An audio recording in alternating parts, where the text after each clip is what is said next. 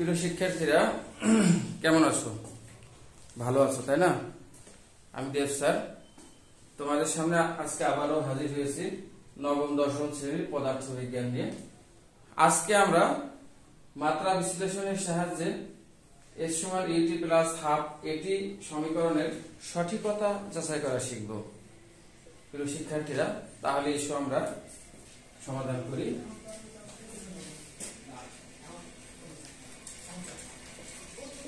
প্রিয় শিক্ষার্থীরা, গতকাল আমরা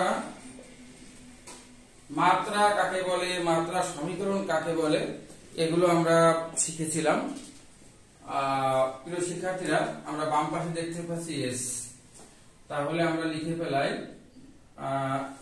আমরা আগে প্রত্যেকটা অক্ষরের প্রত্যেকটা রাশির মাত্রাগুলো আগে আমরা লিখে ফেলবো।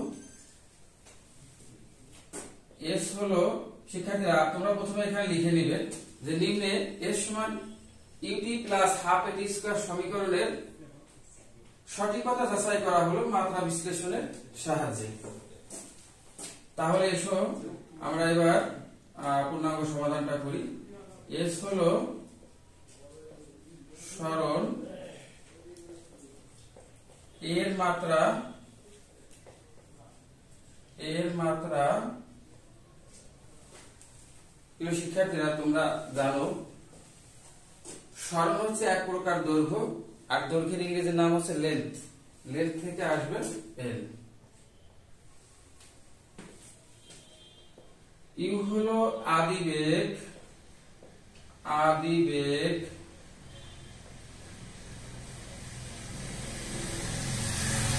এর মাত্রা। শিক্ষার্থীরা, বেগের যে সংজ্ঞা, সেই সংজ্ঞা থেকে আমরা লিখতে পারি বেগ ইকুয়াল এস বাই টি, অর্থাৎ সরণ বাই সময়। এস হচ্ছে দৈর্ঘ্য, দৈর্ঘ্যের মাত্রা সরণ হচ্ছে এক প্রকার দৈর্ঘ্য, দৈর্ঘ্যের মাত্রা হচ্ছে এল। আর টি হলো সময়, সময়ের ইংরেজি হচ্ছে টাইম, সেখান থেকে আসছে বড় হাতের টি। টি এর মাথায় কিছু নাই, মানে প্লাস ওয়ান আছে, তাহলে সূচকীয় নিয়মে আমরা এটাকে লিখতে পারি এল টি ইনভার্স। টি হলো সময়,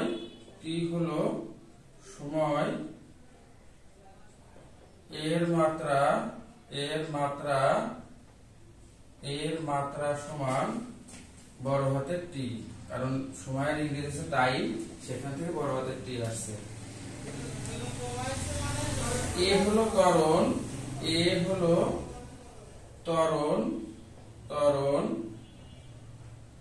এর মাত্রা। শিক্ষার্থীরা, ত্বরণের সংজ্ঞা থেকে আমরা লিখতে পারি ত্বরণ এ ইকুয়াল ভি বাই টি, অর্থাৎ বেগ বাই সময়। শিক্ষার্থীরা, আমরা বেগের মাত্রা বেগের মাত্রা আমরা উপরে লিখেছি, এই হলো আদিবেগ। শিক্ষার্থীরা, আমরা মনে রাখবো বেগের মাত্রা সবসময় একই, সেটা আদিবেগ হোক আর শেষ বেগ হোক। তাহলে এই টি ইনভার্স আমরা লিখলাম, বেগের পরিবর্তে আর টি হলো টাইম, সেখানে আমরা বড় হাতের টি লিখলাম। এটা মাথায় কিছু নাই, মানে প্লাস ওয়ান আছে, যখন আমি এটাকে গুণ স্টাইলে লিখবো তখন হয়ে গেল মাইনাস ওয়ান। আমরা একটু খেয়াল করি, এখানে এই টি, এই মাইনাস সূচকীয় হবে মাইনাস ওয়ান যোগ করলে হবে মাইনাস টু। এরপর তাহলে আমাদের এইখানে এস সমান ইউটি প্লাস হাফ এটি স্কয়ার সমীকরণে সরণ আছে, বেগ আছে, সময় আছে, ত্বরণ আছে, সবগুলোর মাত্রায় আমরা লিখে ফেললাম। এবার আমরা লিখবো বাম পক্ষ সমান এস। এস এর মাত্রা কি? এল, দৈর্ঘ্য। ঠিক আছে, এবার আমরা লিখবো ডান পক্ষ সমান ইউটি প্লাস হাফ এটি স্কয়ার। শিক্ষার্থীরা, ইউ এর মাত্রা আমরা এখান থেকে দেখি এল টি ইনভার্স ইনটু টি এর মাত্রা হচ্ছে টি এর সময়ের মাত্রা হচ্ছে বড় হাতের টি প্লাস হাফ গুণ এ এর মাত্রা হচ্ছে এল টি ইনভার্স 2 গুণ টি সময় টি স্কয়ার, এখানে টি স্কয়ার। হ্যাঁ, এবার এই মাইনাস আর প্লাস, টির মাথায় মাইনাস টির মাথায় প্লাস, এই দুটা যোগ করলে টির মাথায় 0 হবে, টির মাথায় 0 মানে 1, তাহলে এল ইনটু 1 মানে এল প্লাস এখানে আছে হাফ। আমরা একটু খেয়াল করি, এই যে টির মাথায় -2 টির মাথায় +2, তাহলে এইটুকের মান হলো টির মাথায় 0, টির মাথায় 0 মানে 1, তাহলে স্যার হাফ গুণ এল গুণ 1 মানে হাফ এল। প্রিয় শিক্ষার্থীরা, আমরা এখানে দেখতে পাচ্ছি যে আমাদের বাম পক্ষ আর ডান পক্ষ কিন্তু মিলে গেছে। আমরা কিন্তু বলেছি যে মাত্রা বিশ্লেষণের সাহায্যে এই সমীকরণের সঠিকতা যাচাই করব। আমরা তো মাত্রা বিশ্লেষণ করে ফেলেছি, আমাদের বাম পক্ষের মাত্রাও এল, আবার ডান পক্ষের দুটি অংশ থাকলেও প্রত্যেকের মাত্রা এল। প্রিয় শিক্ষার্থীরা, তোমরা কিন্তু বিভ্রান্ত হবে না।